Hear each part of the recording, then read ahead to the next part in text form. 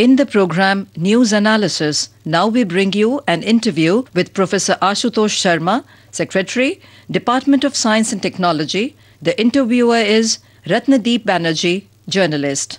The tradition of science and scientific temper is inherent in humans, but prudent nurturing is needed for yielding societal welfare and development. The great challenge remains over tapping the astute mind at the apt opportune moment. India's huge young population presents a demographic window of opportunity for streamlined development. Professor Ashutosh Sharma, how do we hunt for innovations that offer appropriate and affordable technologies? Concerns all of us, our budding innovators. Since we are going to talk about innovations, I'd like to first tell what innovations are. What is the meaning of innovation? Innovations are often confused with invention or discovery. Innovation is converting knowledge into societal well-being, including an economic component. So invention and discoveries basically convert money or resources into new knowledge. In order to have sustainable society, we need to convert back some of this knowledge into societal well-being, creating new opportunities, strengthening our economy. So innovations and inventions and discoveries have completely different meaning. In fact, they go in opposite directions. And we need to close this circle of knowledge generation and generation of new opportunities for the society. Now, question is, how do we hunt for innovations which are appropriate and affordable? This brings to my mind something I read a long time ago, which says that minds on the margin of economy are not marginal minds. They are in fact the source of our innovative thoughts and processes. So what it means is that in order to have relevant innovations, we need to connect with people at large. Not just people who are doing PhD in a university, not only people who are highly educated, but also people who understand the local problems which others which are highly educated may have no connect with. So the question to our mind is, how do we reach out to these people? Now we must remember that even though science is global, the application of that science for technology is always local. So we need to worry about local needs and local solutions. This new paradigm is called Glocal. So it's a combination of local and global. Global thinking, global science, list of minds working on local problems. Department of Science and Technology, it has many different programs to hunt for grassroots innovations. One of our organizations is called National Innovation Foundation. Actually goes about talking to farmers. They go to villages, they go to schools, they go to colleges. They actually have a very strong stakeholder base, based on which they have compiled about 200,000 innovations. There is a whole catalog, thousands of which have been patented, many of which have been gone to commercial space. But these are all ideas that come from common people that you encounter every day in fields, in streets. We also started a new program where we scout for innovative ideas from ITIs. So ITI is a system that has been kind of untouched for scouting for innovative ideas. But it's very clear that the way we do technology, whether it is plumbing or electric connections, and a whole lot of other things, machining, manufacturing, they are driven by ITI graduates. So we need to bring them into innovation ecosystem. Another source of very useful ideas are our students starting from school. So we are now reaching out to middle level school students as well as high school students. We are connecting with about 5 lakh schools and the top students from there. So we have a database of about 15 lakh students who participate nationwide in the hunt for innovations which are appropriate, which connect with local problems, and they suggest solutions that are based on science and technology. Not all of these solutions would be first rate. They would not all of them translate into commercial reality, but it will do one important thing, that this would introduce our students at an early stage to innovation culture. Our textbooks, our system of education, our exams do not provide some education. We often limit ourselves to what is in the textbooks. The out-of-box thinking, independent thinking, creativity is not encouraged. It is not rewarded. So therefore, we need to introduce the idea of independent thinking, solving our local problems in young minds. Department of Science and Technology has about 80 technology business incubators spread across the country. These technology business incubators, they house about 2,000 technology startups. Our goal is to scale it up to about 10,000 technology-based startups in about 4 years. Innovation is a culture, and we need to worry about inculcating that culture in our young people from an early stage. So we are not merely hankering after big institutions, but roping in smaller institutions across the country, hand-holding young scientists. Correct. Indeed, as I said, we are not limited or focused only on big institutes, but we are equally focused on grassroots innovation. School students, farmers, villagers, as well as ITIs. In fact, out of our 80 technology business incubators, only 20 are located in IITs and big institutes. So the bulk of them are actually spread across other entities. So I would say that this is very inclusive. We include all sections of society in our hunt for innovation, as you put it. How do we make research and development a lucrative career and maybe stop the brain drain too? Yes, there are many opportunities in our areas, more so than ever before today. To give you an example, there are big R&D companies that now exist in India. For example, in Bangalore, if you look at GE R&D Center, it employs something like 5,000 scientists and engineers. There are many of these R&D centers which are all over the country. We have a network of R&D labs which are supported by government, which offer R&D careers. Universities, IITs, ICERs, the whole lot, they all offer indeed very fulfilling careers in R&D.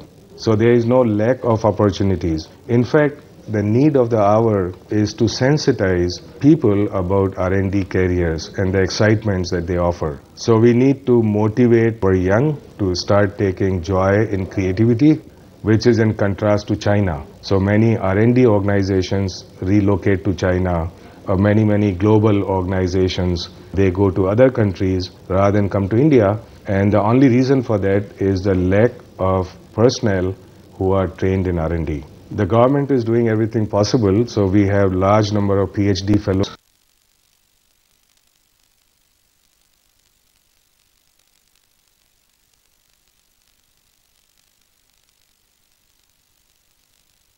Common people. Are we working towards it? We already discussed that point. Our connect with grassroots innovation is in fact exemplary. There are very few countries, if at all, around the world that have same view of inclusive and frugal innovations as we do. In fact, there are many countries that ask for our expertise, help and views regarding inclusive innovation and how to go about doing it. We have been partnering with some countries like South Africa, for example. Many developing countries face similar issues related to innovations as India does. So we are very happy to share information about our policies of doing grassroots innovation. Are we evolving ways of waste management, which is really a very big challenge? Waste management is indeed very huge aspect of innovations and doing R&D.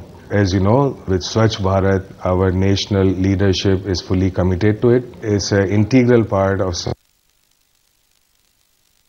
science and technical programs which are related to dealing with waste generation, solid waste recycling, for example, or wealth from waste technologies. We have several projects, also international projects, which have good connect with USA and UK related to clean technologies, and waste management forms a very big part of it.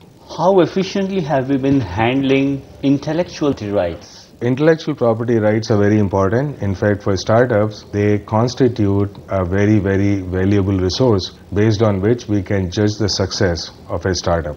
So startups often are working on innovative ideas. They are developing a product or a technology or a process which has commercial potential. But before you get to commercial space, we need to generate intellectual property. So patents are very important. Our Department of Industrial Policy Promotion has been working very hard on streamlining our patent processes. For example, how do we decrease the time it takes to obtain a patent? We want the global benchmarking of less than 2 years from the filing of patent to the granting of patent. I understand that DIPP is hiring large number of patent examiners and simplifying the process of patent filing and examination in order to bring down the time it takes to obtain a patent. There are many other policy changes which are taking place which will strengthen our patent regime. So all of that is happening, and this is very exciting, and this would lead to greater efficiency in our innovation ecosystem. You have yourself filed 10 patents. What has been your personal experience? My personal experience has been very positive. We indeed filed patents related to nano manufacturing as well as several nanomaterials that help us clean environment. These are nanomaterials which are much more efficient as compared to traditional materials. So our patent regime is indeed very vibrant. There is a lot of potential out there. Many of our patents were filed globally. If a patent is important, it should be filed globally rather than only in India. Because this way, if the manufacturing takes place in nation XYZ, then you are fully protected there. The healthcare need for India is escalating. So in that regard, what innovations are we forming for some integrated and affordable healthcare? Healthcare is a very important area, as we all know. In particular, affordable and relevant healthcare. That is indeed the backbone of our health, of our society. Affordability is a critical thing. Many of our institutes support innovations in healthcare. Example, Sri Chitra Institute of Medical Science and Technology in Thiruvananthapuram has produced many devices which, if you import them, have been very expensive. As an example, the heart valve of Sri Chitra is very famous, and it has cut down the cost of heart valves by a factor 5 or more. So indeed these technologies, if we develop them ourselves, would become affordable for our people. There is a great need for developing devices which empower people. So these are like carrying labs in your pocket. So this is lab in jib. Now, how would it empower people? By carrying out this kind of lab around with you, you can judge the quality of food, water, air that we consume. At the same time, we can also do much of the elementary pathological test where they are needed. So you can imagine that all of us now carry smartphones. The penetration of smartphones even in rural areas is very great. If we can couple these labs with a smartphone platform, then they would become widely available. And our scientists are working towards that goal, that you basically empower people. What RTI did in the information to people, now these mobile labs in their pocket will do for their health care, their diagnosis of challenges in their environment. India has well proven its prowess over pharmaceutical sector. Considering indigenous production of electronics, does Make in India still remain a far cry? Certainly not a far cry. We are getting there. Our Prime Minister Shiji is completely committed to it. This is in fact a war cry for Make in India. And all the stuff which is happening now across our different ministries, our PSUs, our industry, our policies and our processes are making it possible to have Make in India much more than ever before. It is a convergence of many factors. Our youth are ready for innovations for starting new companies. Our technologies are developing at a rapid pace. They are in many areas, in fact, world class. So therefore, I see no great challenges in the success of Make in India in the years to come. Your interaction will raise awareness among our listeners to pursue science more effectively. We thank you very much. Thank you, Ratandeep. You were listening to an interview with Professor Ashutosh Sharma, Secretary, Department of Science and Technology. The interviewer was Ratnadeep Banerjee, journalist. This program was produced and presented by the News Services Division of All India Radio. In the program News Analysis, now we bring you an interview with Professor Ashutosh Sharma, Secretary, Department of Science and Technology. The interviewer is Ratnadeep Banerjee, journalist. The tradition of science and scientific temper is inherent in humans, but prudent nurturing is needed for yielding societal welfare and development. The great challenge remains over tapping the astute mind at the apt opportune moment. India's huge young population presents a demographic window of opportunity for streamlined development. Professor Ashutosh Sharma, how do we hunt for innovations that offer appropriate and affordable technologies? Concerns all of us, our budding innovators. Since we are going to talk about innovations, I like to first tell what innovations are. What is the meaning of innovation? Innovations are often confused with invention or discovery. Innovation is converting knowledge into societal well-being, including an economic component. So invention and discoveries basically convert money or resources into new knowledge. In order to have sustainable society, we need to convert back some of this knowledge into societal well-being, creating new opportunities, strengthening our economy. So innovations and inventions and discoveries have completely different meaning. In fact, they go in opposite directions. And we need to close this circle of knowledge generation and generation of new opportunities for the society. Now, question is, how do we hunt for innovations which are appropriate and affordable? This brings to my mind something I read long time ago, which says that minds on the margin of economy are not marginal minds. They are in fact the source of our innovative thoughts and processes. So what it means is that in order to have relevant innovations, we need to connect with people at large. Not just people who are doing PhD in a university, not only people who are highly educated, but also people who understand the local problems which others which are highly educated may have no connect with. So the question to our mind is, how do we reach out to these people? Now we must remember that even though science is global, the application of that science for technology is always local. So we need to worry about local needs and local solutions. This new paradigm is called Glocal. So it's a combination of local and global. Global thinking, global science, list of minds working on local problems. Department of Science and Technology, it has many different programs to hunt for grassroots innovations. One of our organizations is called National Innovation Foundation.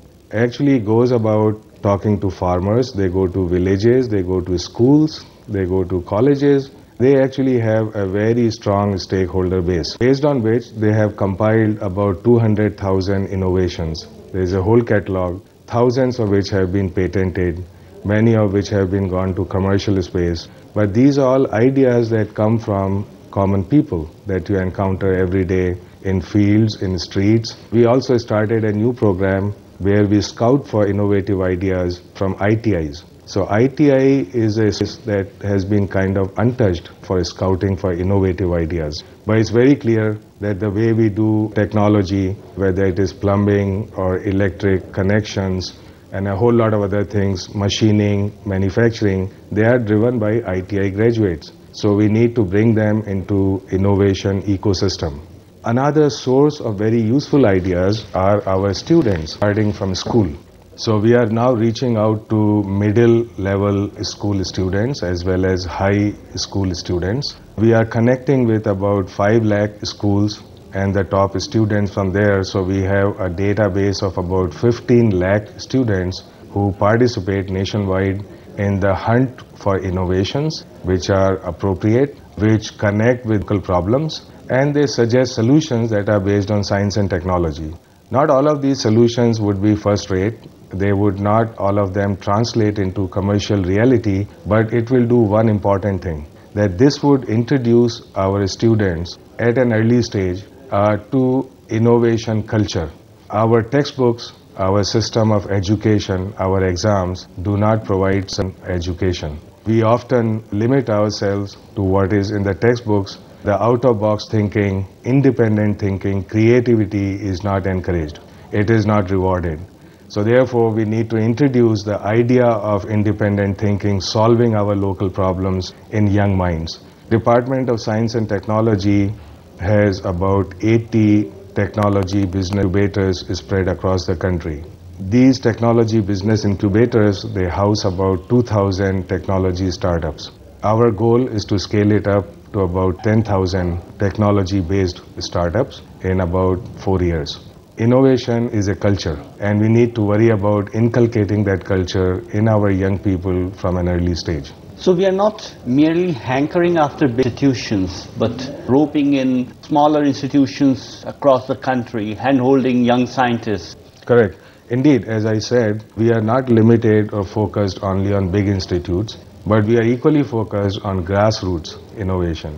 School students, farmers, villagers, as well as ITIs. In fact, out of our 80 technology business incubators, only 20 are located in IITs and big institutes. So the bulk of them are actually spread across other entities. So I would say that this is very inclusive. We include all sections of society in our hunt for innovation, as you put it. How do we make research and development a lucrative career and maybe stop the brain drain too?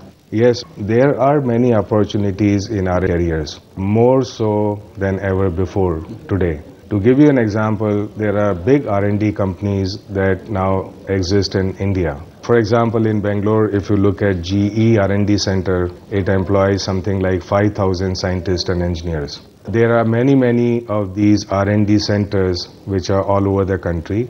We have a network of R&D labs which are supported by government, which offer R&D careers. Universities, IITs, ICERs, the whole lot, they all offer indeed very fulfilling careers in R&D. So there is no lack of opportunities. In fact, the need of the hour is to sensitize people about R&D careers and the excitements that they offer. So we need to motivate our young to start taking joy in creativity, which is in contrast to China. So many R&D organizations relocate to China, or many global organizations, they go to other countries rather than come to India. And the only reason for that is the lack of personnel who are trained in R&D. The government is doing everything possible, so we have large number of PhD fellows.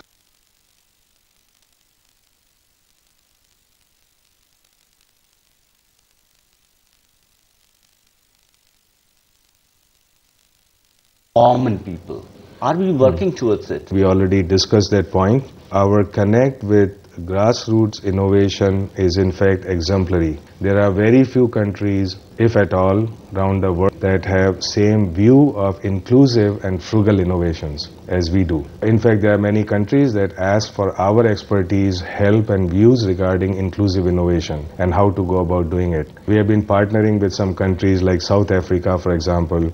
Many developing countries face similar issues related to innovations as India does. So we are very happy to share information about our policies of doing grassroots innovation. Are we evolving ways of waste management, which is really a very big challenge?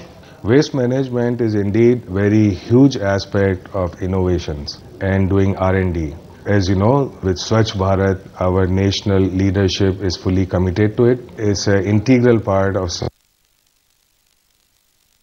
science and technical programs which are related to dealing with waste generation, solid waste recycling, for example, or wealth from waste technologies. We have several projects, also international projects, which have good connect with USA and UK related to clean technologies, and waste management forms a very big part of it.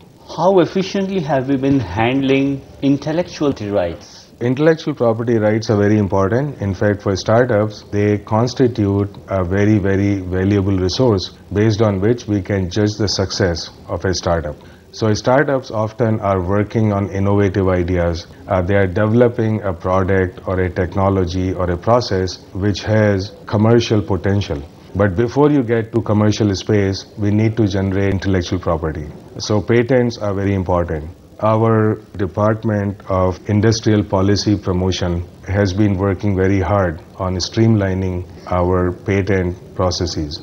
For example, how do we decrease the time it takes to obtain a patent? We want the global benchmarking of less than 2 years from the filing of patent to the granting of patent. I understand that DIPP is hiring large number of patent examiners and simplifying the process of patent filing and examination in order to bring down the time it takes to obtain a patent. There are many other policy changes which are taking place which will strengthen our patent regime. So all of that is happening, and this is very exciting, and this would lead to greater efficiency in our innovation ecosystem. You have yourself filed 10 patents. What has been your personal experience? My personal experience has been very positive. We indeed filed patents related to nano manufacturing as well as several nanomaterials that help us clean environment. These are nanomaterials which are much more efficient as compared to traditional materials. So our patent regime is indeed very vibrant. There is a lot of potential out there. Many of our patents were filed globally. If a patent is important, it should be filed globally rather than only in India. Because this way, if the manufacturing takes place in nation XYZ, then you are fully protected there. The healthcare need for India is escalating. So in that regard, what innovations are we forming for some integrated and affordable healthcare? Healthcare is a very important area, as we all know. In particular, affordable and relevant healthcare. That is indeed the backbone of our health, of our society. Affordability is a critical thing. Many of our institutes support innovations in healthcare. Example, Sri Chitra Institute of Medical Science and Technology in Thiruvananthapuram has produced many devices which, if you import them, have been very expensive. As an example, the heart valve of Sri Chitra is very famous, and it has cut down the cost of heart valves by a factor 5 or more. So indeed these technologies, if we develop them ourselves, would become affordable for our people. There is a great need for developing devices which empower people. So these are like carrying labs in your pocket. So this is lab in jib. Now, how would it empower people? By carrying out this kind of lab around with you, you can judge the quality of food, water, air that we consume. At the same time, we can also do much of the elementary pathological tests where they are needed. So you can imagine that all of us now carry smartphones. The penetration of smartphones even in rural areas is very great. If we can couple these labs with a smartphone platform, then they would become widely available. And our scientists are working towards that goal, that you basically empower people. What RTI did in the information to people, now these mobile labs in their pocket will do for their health care, their diagnosis of challenges in their environment.